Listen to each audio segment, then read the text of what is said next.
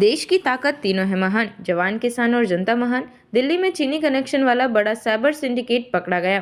33 लाख की ठगी, फर्जी कंपनियां, क्रिप्टो में मनी लॉन्ड्रिंग, पूरी साजिश का खुलासा।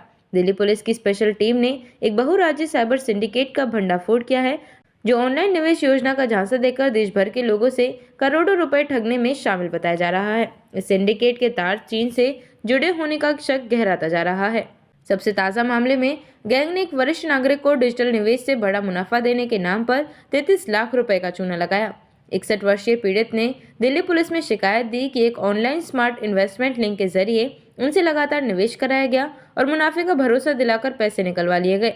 शुरुआती जांच में लेन देन के कई स्तर सामने आए, लेकिन तकनीकी विश्लेषण में सबसे बड़ा खुलासा हुआ। पैसा कई लाभार्थी खातों में भेजा गया, वहां से तुरंत अलग अलग राज्यों में मौजूद म्यूल अकाउंट्स में घुमाया गया और अंत में एक फर्जी प्राइवेट लिमिटेड कंपनी के खाते में जमा कर दिया गया। यहीं से सिंडिकेट की परतें खुलनी शुरू हुई।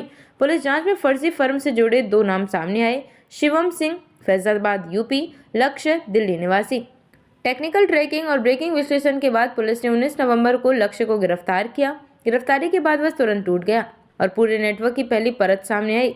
पुलिस पूछताछ में लक्ष्य ने बताया कि वह शुभम और गैंग के अन्य सदस्यों के निर्देश पर फर्जी दस्तावेजों के जरिए कंपनी अकाउंट खोलता था, सिम कार्ड खरीदता था, बैंक खातों का किट गैंग को सौंप देता था, जिसके बदले में उसे 20,000 रुपए महीने मिलते थे। यह काम वह कई महीनों से कर रहा था।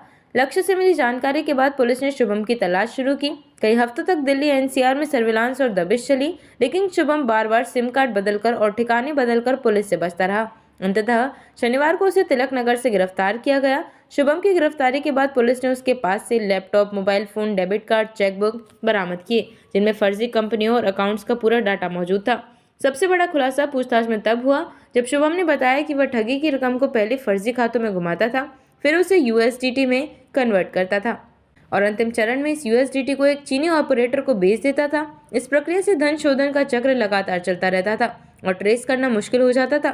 यूएसडीटी एक स्टेबल कॉइन है जिसका मूल्य अमेरिकी डॉलर के बराबर ही रहता है, इसलिए अपराधी इसे मनी लॉन्ड्रिंग के लिए बड़े पैमाने पर इस्तेमाल करते हैं। जैसे ही उसे लक्ष्य की गिरफ्तारी की खबर मिली, शुभम ने जल्दबाजी में कंपनी के नाम पर जारी चेकबुक फाड़ दी, सिम कार्ड तोड़ दिए ताकि पुलिस तक डिजिटल ट्रेल न पहुंचे। लेकिन पुलिस पहले ही उसके पीछे थी और उसकी गतिविधियों को ट्रैक कर रही थी। पुलिस की अगली कार्यवाही, नेटवर्क के सभी नोड्स को खोजने की तैयारी। पुलिस अब ठगी में उपयोग किए गए अन्य खातों, फर्जी कंपनियों, फंड ट्रांसफर चेन और चीनी कनेक्शन की जांच कर रही है। साइबर सेल का मानना है कि यह पूरा नेटवर्क राष्ट्रीय स्तर पर सक्रिय है और कई राज्यों में ठगी कर चुका है। देखते रहिए changing future TV. Like, share और सब्सक्राइब करना ना भूलें देश, दुनिया और भविष्य की सबसे बड़ी खबरों के लिए।